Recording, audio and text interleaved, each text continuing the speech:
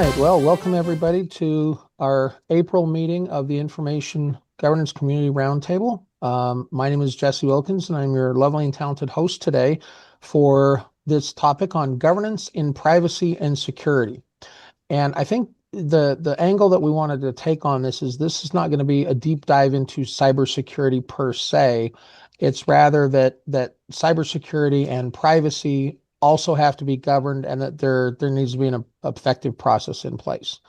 As always, I am joined by my two cohorts in stuff. Crime. Donda, you want to do a quick introduction? Sure. Hi, everyone. Donda Young. I run Helios Consulting, and I've been doing this gig thing for 25 plus years in the information management space. And I enjoy doing these roundtables for the community. It's not only talking heads, it is an opportunity for you guys to insert yourselves into the conversation, to share and help other people grow. And that's why we do this thing. Steve? Awesome. Yeah, um, welcome. This is the very first time I do a lot of this sort of stuff, as we all do, our own, roundtables, but association chapter meeting. I think this is the very first time I've had two people with exactly the same name on the same call at the same time. And so I'm going to make that a requirement for next month. There The you name go. has to Good be luck Jeff with that. Lewis. Anyway, my name is not Jeff Lewis. It's Steve Weissman. I am founder and CEO of Holly Group. Um, Information governance is specialty. Been doing this in this incarnation since 2009. Probably got into this space in the mid 1990s before information and governance were two words we put together. Similarly, workflow were two words back then. Um, and yeah, let's talk. As Don just said, it's not supposed to be a talking heads thing. Um, Jeff in the blue shirt. I know you a long time. I know you won't be shy.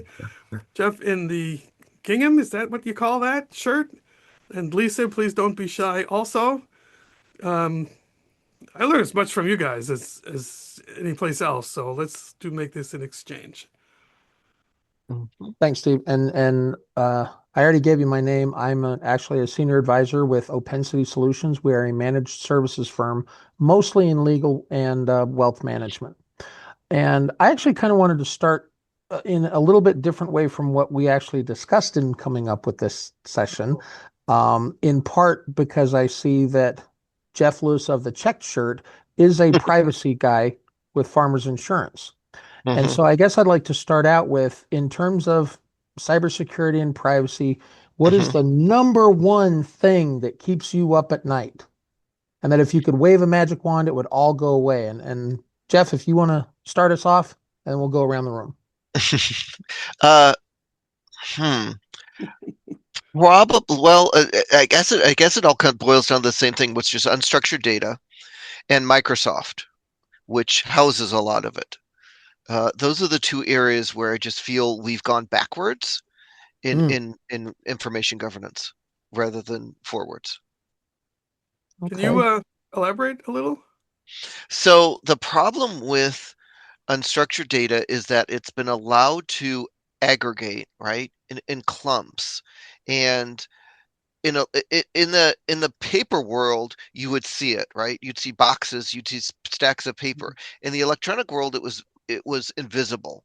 And then all of a sudden, you've got terabytes of information sitting somewhere, and you know, it's unreasonable to ask that person to go through and tag it all. So you need to figure out some way to go through and mitigate it, right? So that we know what, number one, we know what we have, and we've put a reasonable governance around it, whether that's retention or what have you. But when you run into areas of the business that have super long retention times, right? Then you start you get run into real difficulties. The other thing is Microsoft is just it's once again, I think it's going backwards. I hope there's no Microsoft people here, but they keep throwing out new technologies and new pivots, and because it's all cloud, it's like all of a sudden, there's a new widget, on your OneDrive or something like this, right?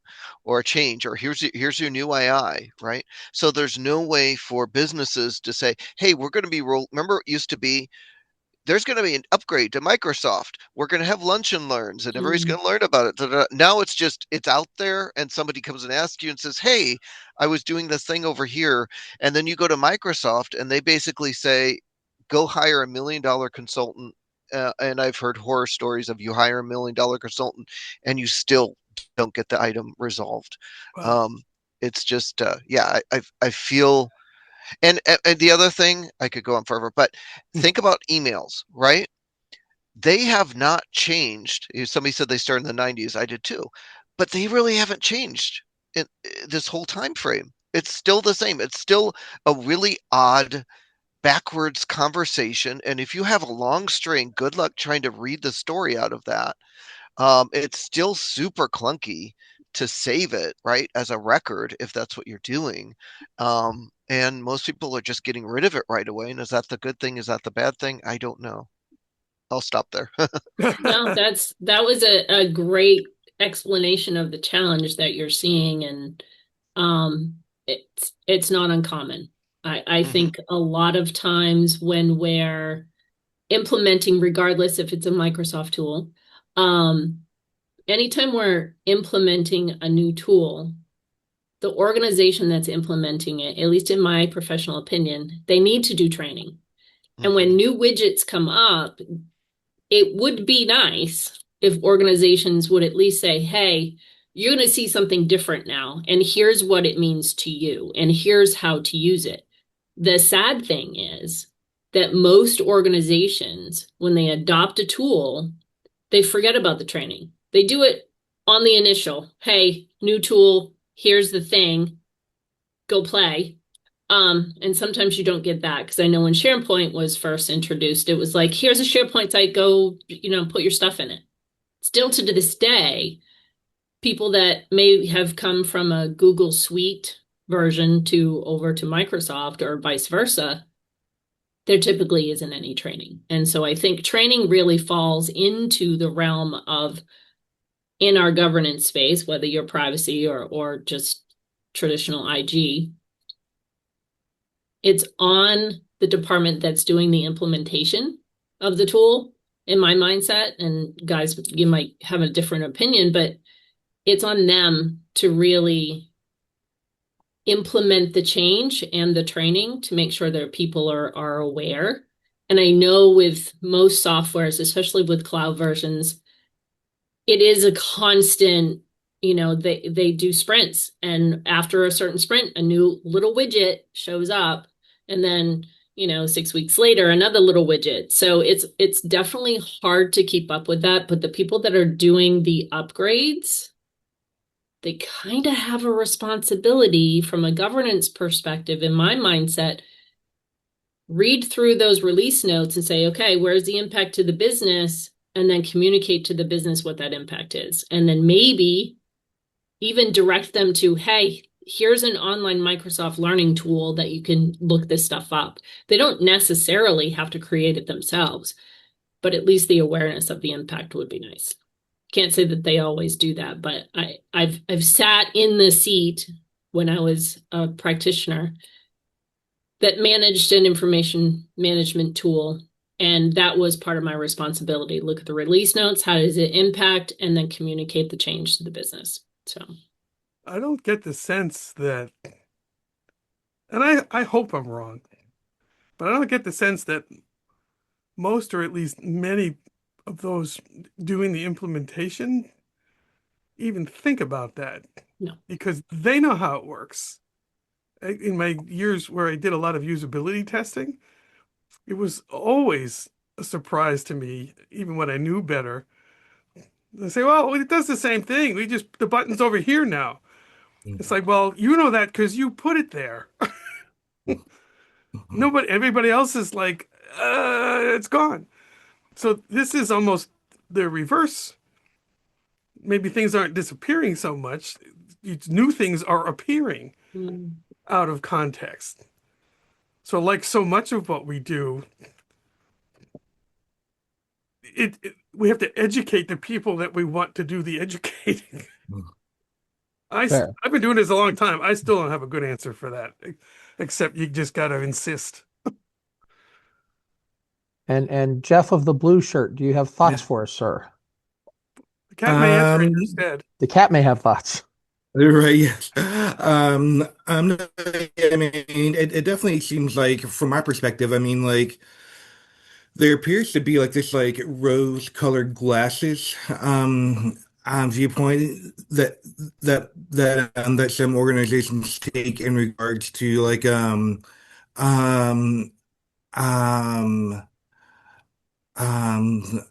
yeah, I mean, like, security threats are out there, but but they're not going to like bother us.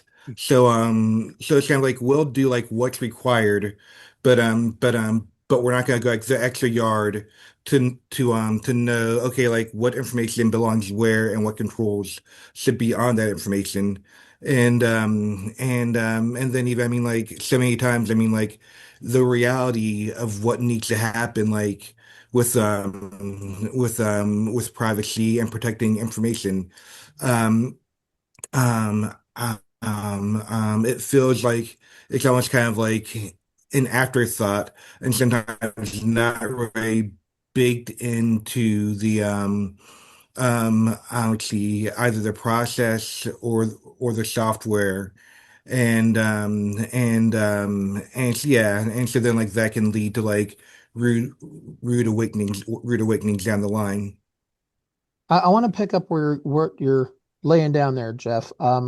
One of the things that I got the chance to look at close to firsthand, but not quite, what at a previous consulting opportunity was doing data protection impact assessments, right?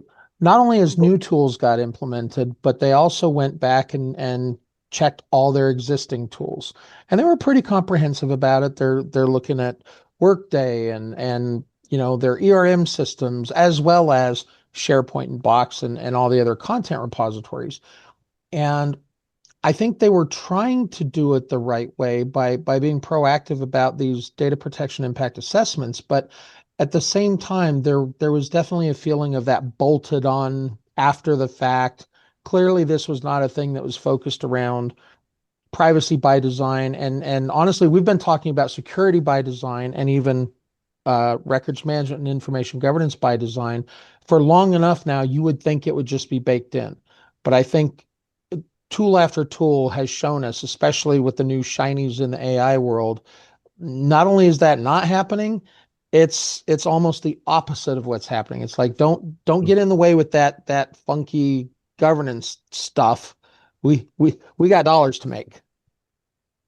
I've also found, this is my current theory, which isn't just pulled out of my ear.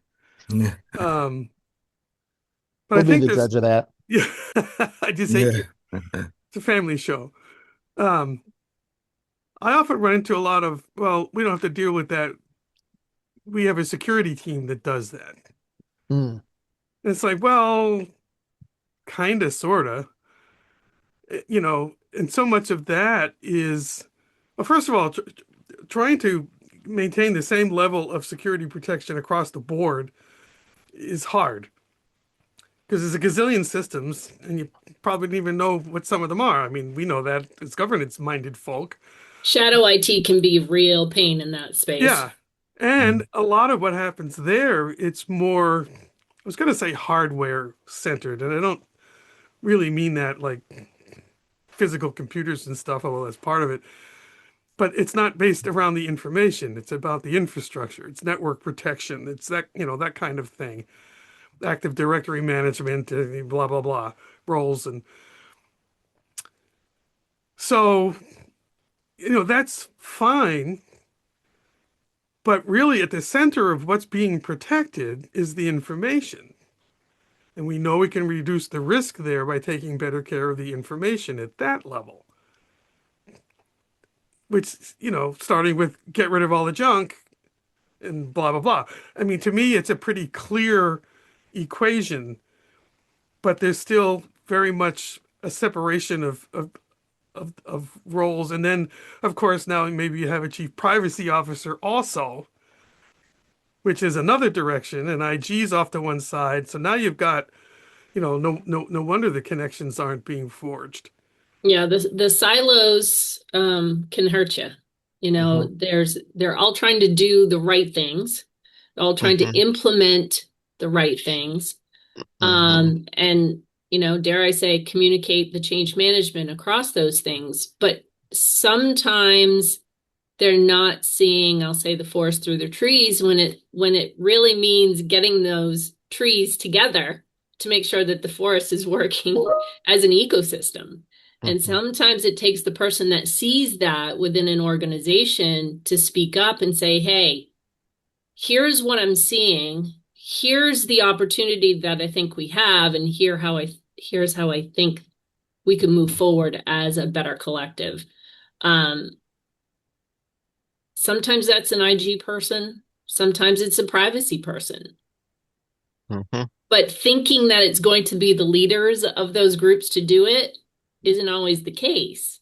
Mhm. Sometimes Sometimes it the takes the leaders, people that are sitting underneath them to see that and bring the awareness about. And, you don't want to be the squeaky wheel necessarily, but sometimes maybe a couple of squeaks isn't necessarily too bad. well, And leadership, my experience, leadership is just, oh, it's easy. Just decide on a number of years and then set that up. And there's your retention. And I'm like, well, yeah, if we're lucky, that's what it is. But most of the time, it's more complicated than that, right? It is.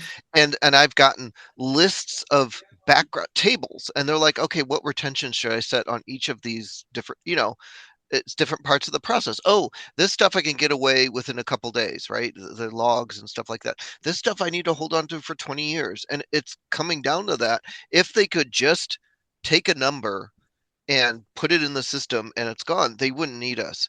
And what I'm finding is that, so at Shepherd Mullen, my last job, I was stuck in the FIS, the Information Security Department, just because, like all records, they don't know what to do with you. And when I started working within that department, I said, we're asking the same questions you are. We should be working together, Mhm. which is, what do you have? Where is it? Why do you have it? And can we get rid of it? And the more these companies realize that privacy, security, information governance, and then there's the whole data governance, data quality, right, which is also raising its head because of wanting to build these data lakes. What, I heard a new word. It was lake house. Yes. Mhm. Mm, I thought that was a movie. So Wasn't it a Sandra Bullock movie? yeah, so yes. it was. I was just like, oh no, we're coming up with new words again, which is never a good thing. No. But but what I keep going back to is, whether it's a lake, data lake, or a lake house, the same rules apply, which is, don't have it unless you need it, right? Understand what you have, get rid of it as soon as you can. Retention still applies. Security still applies, privacy still applies. Even though it's strange and new and it's AI, it's the basics still apply. It may be more complicated to think through to a solution, but that's why I keep trying to tell people, because they keep going, no, this is AI. We can't do that here. No, we have to. Um, when you, in particular, the job before you just mentioned, what kind of reaction did you get, or is that why you changed jobs? No, no, actually, yeah, that wasn't, actually, my boss it was a little bit, yeah, yeah, yeah. But because he had the view, which a lot of people do, of records managers as the people who deal with Iron Mountain, the boxes in the basement, right? So but you can work against that, and it's just, you jump in and you say, hey, this DMS that you have over here, I can help you with that, right? Because it's getting overloaded and bloated. Let me help you with that. Hey, you have a problem with email? I can lead the conversation to come up with the governance. What's our rules around email? So once you step in there and show what you're talking about, then people will look at you that way. But what I'm finding is, being the old-fashioned records manager, which you used to be able to retire on, right? You'd stay in the file room and then they'd have a cake and you'd go off in the sunset. Doesn't work anymore. You have to be a records manager and either privacy, security, technology, whatever it is on and I'm finding that everywhere, right? Yeah, being well-rounded is certainly, having I'll say your tentacles in the Mm-hmm. pie Mm-hmm. on all of the wheel of governance in general is good Mm-hmm. for a records manager because it shows that you have that depth of knowledge to talk a bit about the cyber side and how the interactivity can work and the privacy side and the e-discovery side also. And they're going to be part of your friends, really and truly, Mm-hmm. Mm-hmm. because they're also trying to find information and they may or may not have an e-discovery tool, which could help with data inventories and data maps. So it really is taking your mindset, Jeff, and trying to build those champions that will help support you to tackle the things that are keeping you up at night. Yeah, and like Steve said, you can no longer be that no person, right? Which is kind of the idea of records management was, kind of librarian idea, and you can't be that anymore because you'll just be stuck with the boxes in the basement and eventually gone. Yeah. Yeah. Jeff, you look like you're chomping at the bit. Go ahead, sir.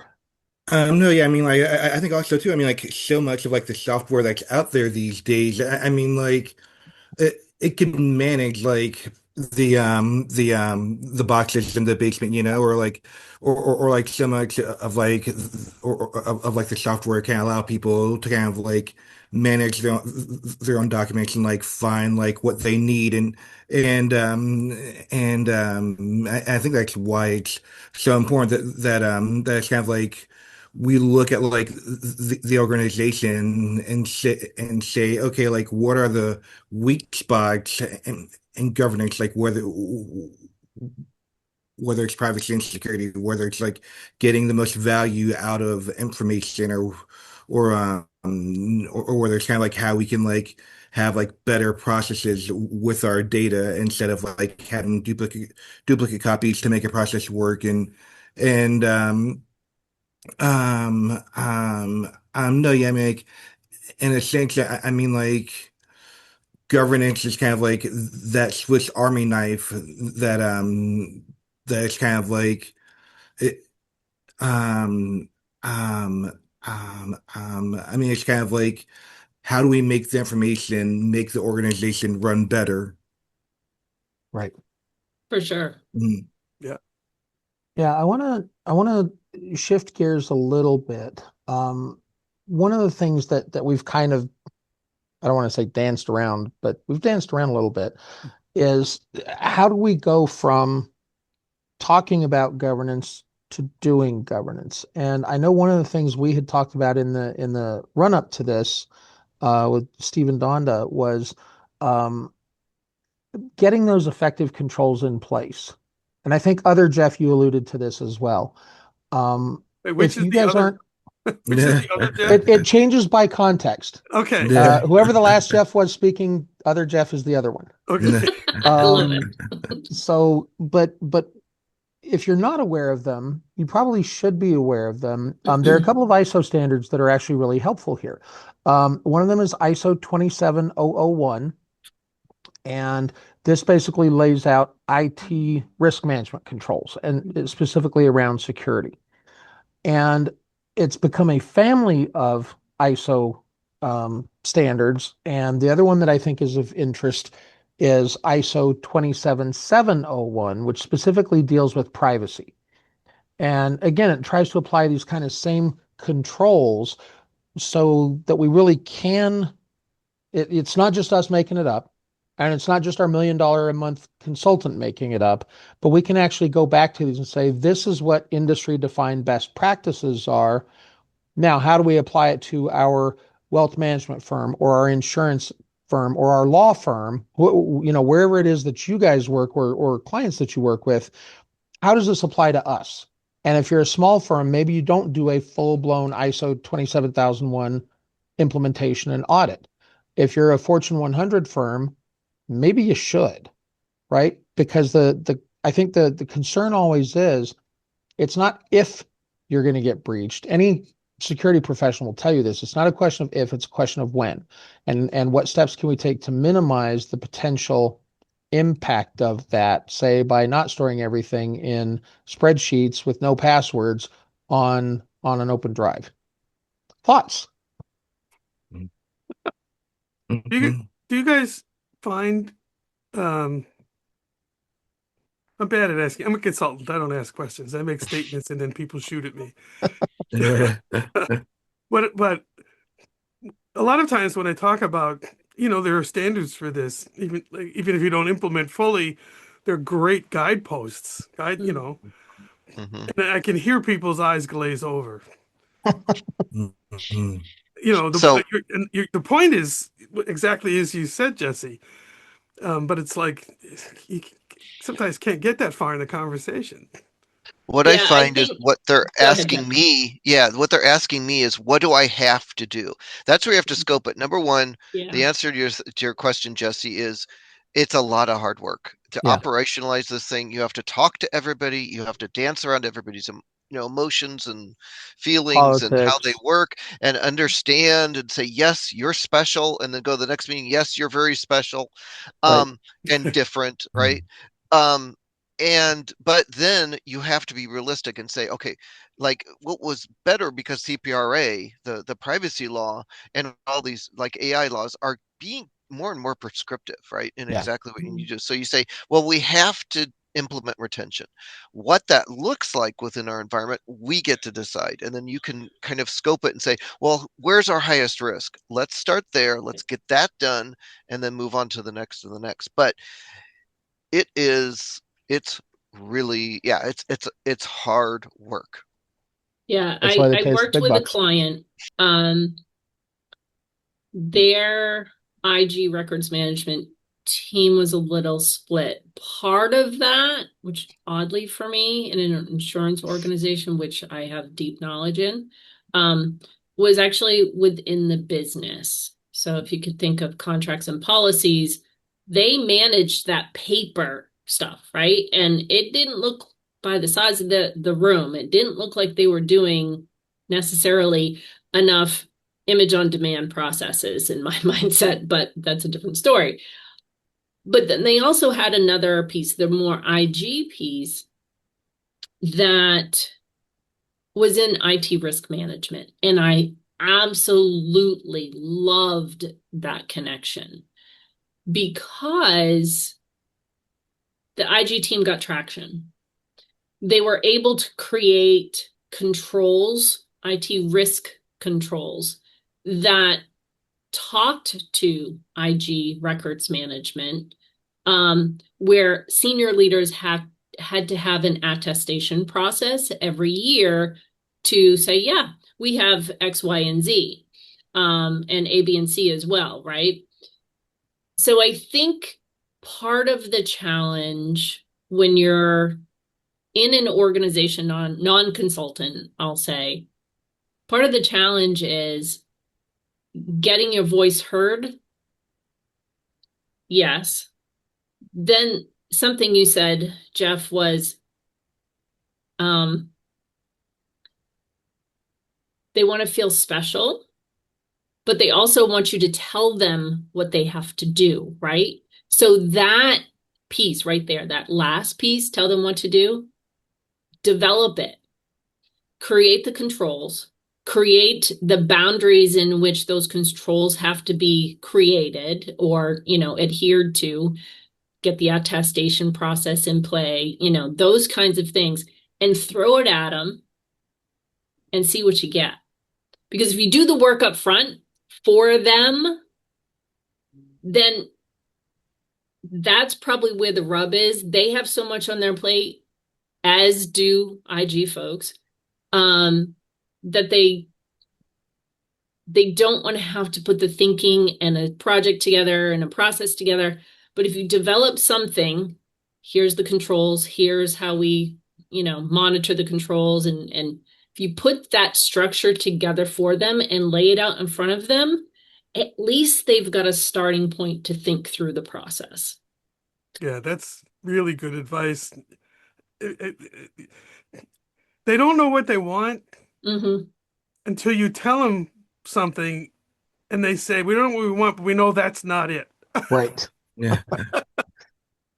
So then at least okay, they tell me how to fix it. And then they do know what they want. They've never, as you say, Donda, they never had the time or inclination even to sit down and really think it through, Yeah. which is part, back to your point, Jeff from LA. Go ahead, caller. Mhm. It's part of what makes it so hard, so painstaking, trying to get them to contribute. And if they don't contribute, then they get mad because we didn't get a chance to contribute. It's like,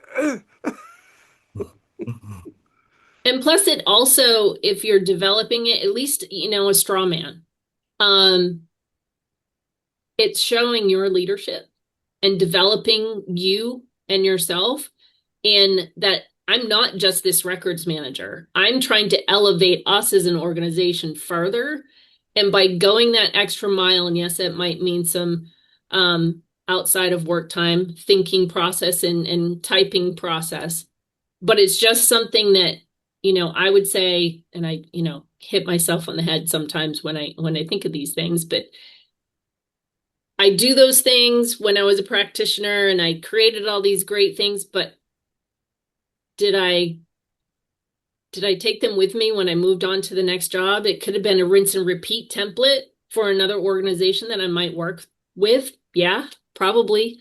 Did I do it? Did I hand it over to the first group and did I take it with me? No, I didn't. So think about it from that lens too. This is the development process that I created, right?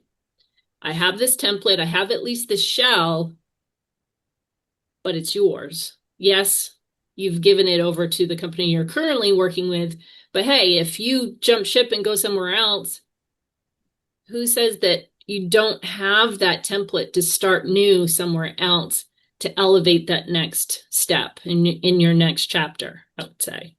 Your intellectual property lawyer. And by the way, I figured out how to separate us. We have East Coast Jeff and West Coast Jeff. oh, you There we go. go. So I'm going to throw it to East Coast Jeff for your thoughts.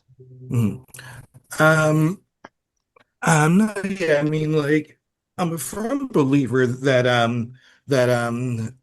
that like doing governance isn't just something that one person does within the organization, but it's kind of like as we do governance, we're really empowering others to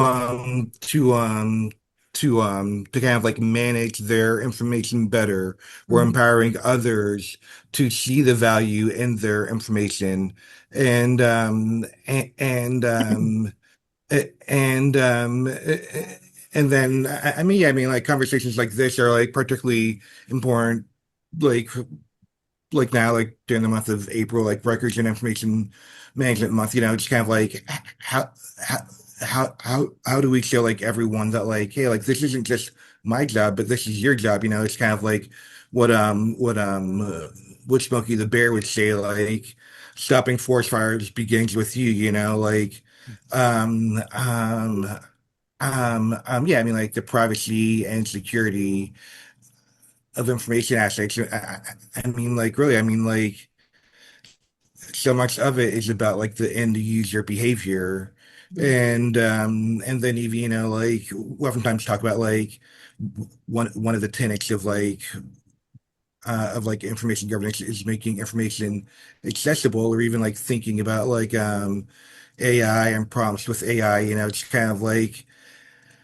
how how are we training people to ask the right questions of data, like whether it's like writing the right prompt or whether it's like structuring a query correctly, no, yeah, I mean, like so much of like yeah, like the practice of information governance is about like empowering our users and like the different tenets of like what we do.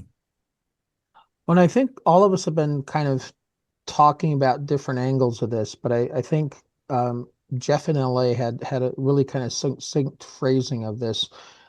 IG should not be about, and so did Jeff from East Coast. This idea that governance shouldn't be this thing that we have to beat into people. You should be doing it not even because it's the right thing to do. I'm not going to put a call out to your morals and mores, it's the right thing to do because it makes you more effective. Mhm. You know, if I'm trying to cook something, I have a recipe. I have a mise en place. I gather the ingredients so that I'm not halfway into the cook and realize, oh crap, I don't have any milk. I'll just substitute cottage cheese. It'll probably work just as well. And so as of last week, I think we now have 21 separate comprehensive privacy laws at the state level. The federal government is still trying to write one law to rule them all and in the darkness bind them. California really doesn't like that. And so I don't know when or if that's ever going to happen. But it it goes back to something, Jeff, that you had said that, because we have all of these different varying requirements and they're increasingly proscriptive, we're having to get increasingly into the weeds of, and I have a great example, and this is from a project I worked on a couple of years ago. If you're an unsuccessful applicant for a job, the state of California requires that company to keep those records for 4 years to ensure that there's no favoritism, there's no inappropriate hiring practices. The state of Utah only lets you keep them for 2 years. So California, you have to keep them for at least 4. State of Utah, you can only keep them 2. In both cases, we're trying to dot the T's and cross the I's so that we can make sure we're doing right by people. But these are two diametrically opposed approaches to it, and you're the company that's stuck in the middle. So how do we move the conversation from, you have to do it because the law requires it, you have to do it because I said so, you have to do it because the $1 million consultant said so, to, you should be doing this because it will help you be better at your job? How do we move the conversation there? Yeah, it's the what's in it for them, right? Yeah. Mhm. Yeah. I often make, and you guys know me, heard me say it in different ways a million times. You've got a couple of different tiers of people we're dealing with, a couple of different audiences. So it's like marketing. You got to tailor the message. The guys at the top are the ones that could go to jail for malfeasance or, in a worst case, the guys in the front line, guys and gals actually pushing the information around, they may or may not care if that guy goes to jail, but it doesn't really affect them. They're just, many of them coming to work. They punch the clock, literally or figuratively, and they do their work and they go home. So you can sell all the motherhood and apple pie you want. No one will say no to that, but it's lip service as opposed to central to my well-being. So what's in it for you? And I often use that as the lever when I'm doing inventory work and I'm talking to people. It's like, look, I'm here because somebody upstairs said to do this. I understand you've done this a bunch of times before and it's gotten you nowhere, blah, which is probably more Its true own than not in issue. most cases. Hmm. I mean, talk to me. I can't guarantee I'll come back with the answer, but I can tell you if it's not on the list at all, it's not going to get addressed. So So the way Jesse started this call, what is it? You go home and you go, oh, I can't believe, why can't we? What's this? What's making you do this is what I want to know. yeah, what I find is that it really depends on organization to organization. So the organization I'm in right now, I've got it easier in a lot of ways because the push is coming from top down. So in other words, if I get starting to get stuck, I just have to go up the and they'll say knock it off, get it done. But I still, what I found is you need to be the partner, right? You need to Yep. go in and say we are going to do this together. I'm not going to just throw a requirement at you and then let you figure it out. We're going to figure it out together, and I'm going to be reasonable, right? So that the next time you have to come around because the next law is crazy, then they're like, oh, okay, this wasn't painful last time, we'll just figure it out together. But the law firms I've worked at, you don't have that, right? And you're kind of a, I don't know, you're when you're not doing a good job, that's when they notice you. When you're doing a good job, they don't notice you. Like, and So I'm Yeah. you have to build your own little area, right? Say, okay, well, I'm not gonna be able to do a firm-wide option, but there's this really difficult secretary over here, and if I work one-on-one with her, and she's, she better be a partner, supporting partners, and get her on my side, then she'll start, proselytizing for me. It's really hard because you can say, okay, the law requires it, but people above care about that. People getting the work done don't care. You can say, hey, I'm going to get you, but a lot of people don't care that's going to be more efficient or better. They don't see it until it happens. So the only thing I find is, let's do this together. I'm in it with you. Let's figure it out together. We have to get this done. Let's do it together. But it's tough because, and then like you said, every department, the way you talk to the business has got to be 100% different the way you talk to technology. Yeah. Technology just wants a requirement. Business wants a partner. Can I tell you a quick story? You talked about law firm. So I was working with someone, but a client was a big law firm. And what triggered this thought was, you're talking about you got lucky because it's coming from the top down. That's certainly, man, if you could write your own ticket. So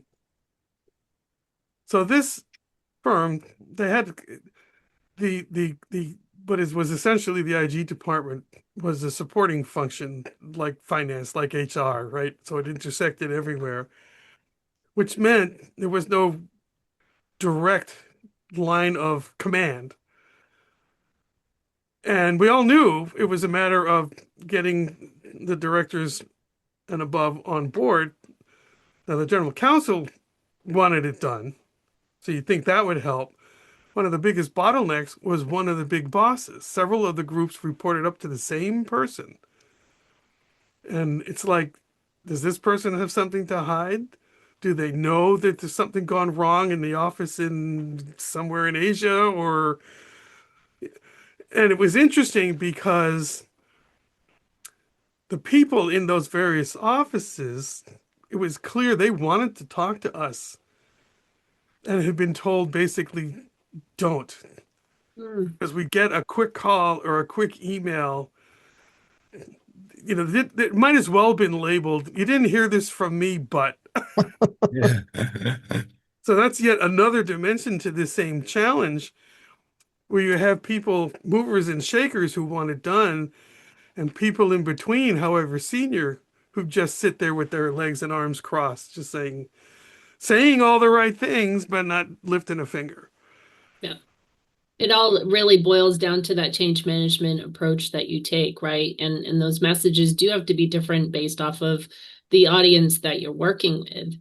And I think that partnership piece, Jeff from LA,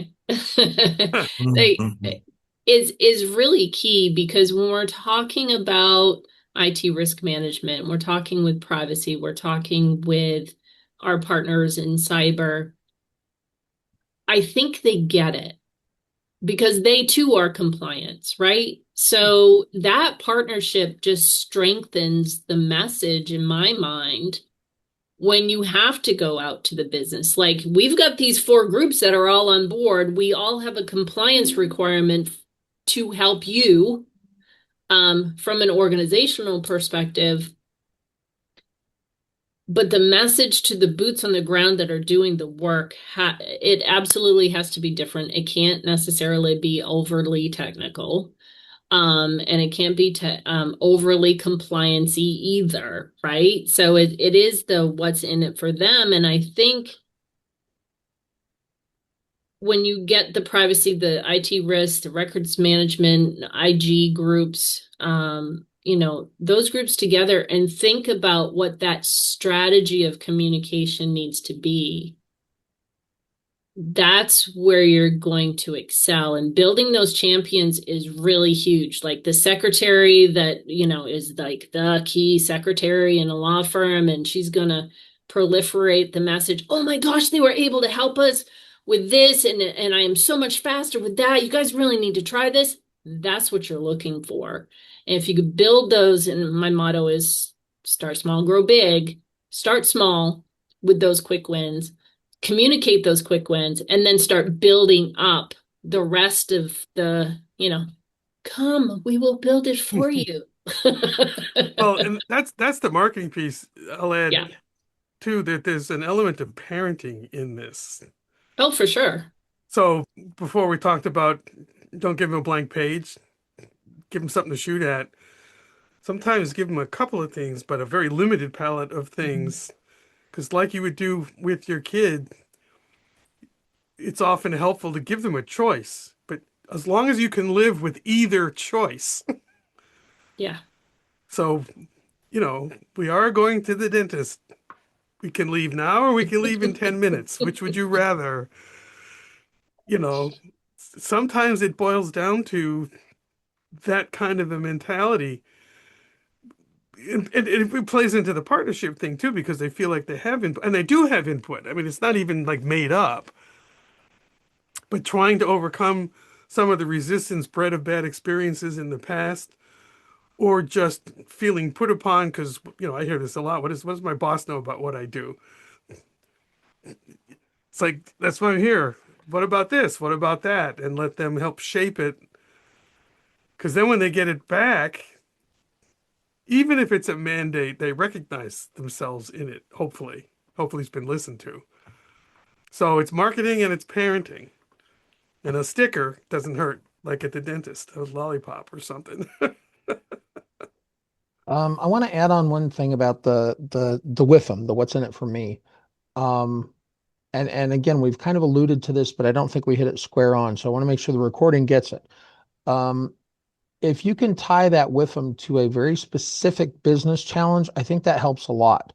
I'm in the process of wrapping up an assessment for a law firm as it happens right now. And so, I ask them the same questions. What is the thing that keeps you up at night? What is the thing that makes you wake up in a cold sweat in the middle of the night? And, you know, that's obviously, if it's not the WIFM, solving that is probably a pretty good WIFM. And so, when you can tie that and say, well, look, if we actually had a way to automate folder creation so that matters can be opened up in an hour instead of 2 weeks, and we can clear conflicts within X period of time instead of Y much longer period of time, they're billing faster. They're actually able to bill clients faster. That's cash flow. And that's something that's going to set a sparkle in even the most jaundiced senior partner's eye, right? So if you can kind of get to that level of problem solving, I think that can help. And then I'm going to leave you with this quote that I got from somebody who is a senior VP of risk management at a client. He said, our job is not to fix their problems. And this goes back to the not being the people who say no earlier. He said, our job is not to fix their problems, and it's not to save them from themselves. It's to help them understand their options and the risks associated with each option, and then they make the informed choice and live with it. Yep, for sure. And I've carried that with me ever since, because it's like, yeah, that's really actually kind of what we do broadly in IG. We look at the thing, we identify potential solutions, the ramifications and potential issues with each solution, and then you get to decide. So we are information therapists. I don't Yes. get paid enough to be a therapist. Well, it's interesting because I just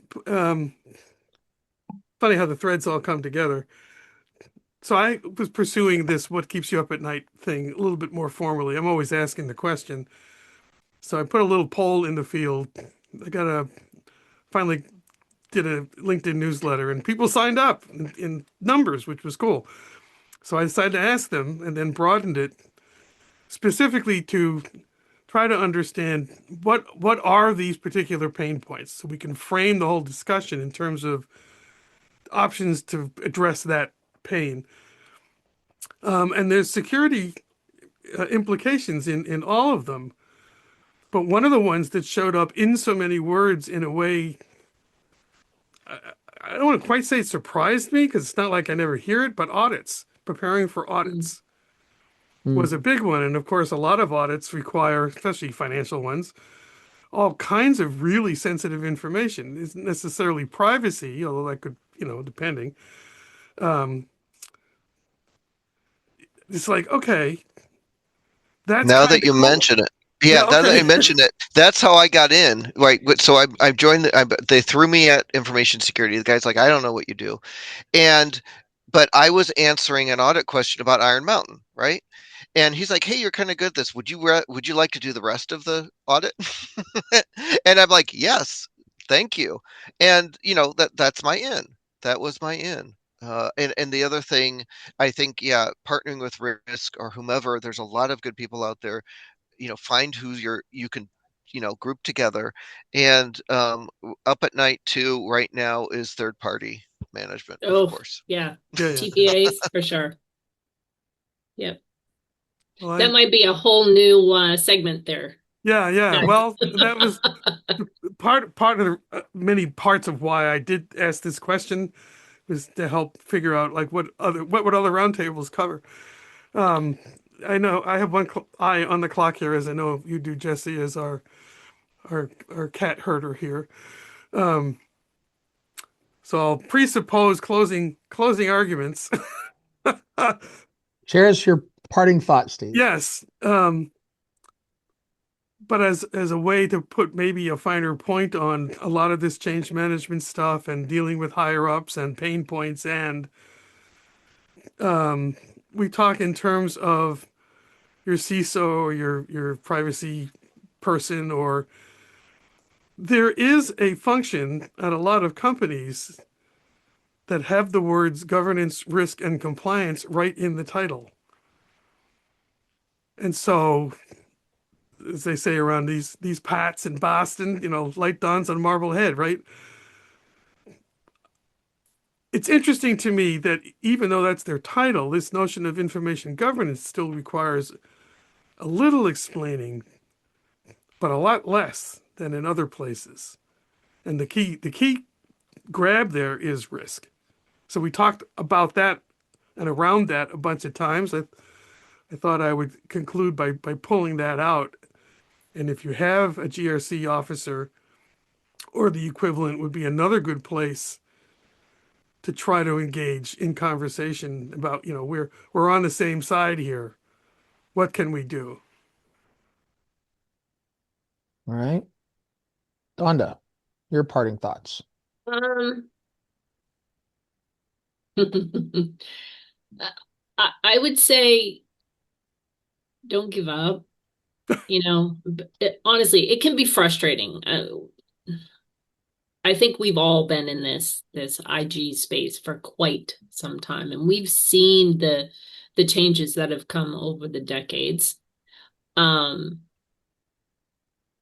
we're still very passionate about it. So my first point is don't give up and take your ideas. Sometimes it helps to bounce them off of someone who's similar to your role, but in another organization, and maybe they've been successful. How did they do it? Have that conversation, because learning those little tips, tricks, nuggets of knowledge that they've been able to move the needle forward, maybe some of those little knowledge nuggets are things that you can take away and bring internally to move your change needle forward as well. All right. Well, it is the tip top of the hour. So with that, I'd like to thank Jeff from the West Coast and Jeff from the East Coast for participating and sharing your thoughts with us today. And we'll look forward to doing this again next month, where we're going to be doing a special feature called Ask Us Anything. And it's an opportunity to get basically an hour free consulting. So Yeah. thanks again, everybody. And we'll hope to see you guys in May. Bye, Thanks, guys. guys. Thanks for See you joining. soon.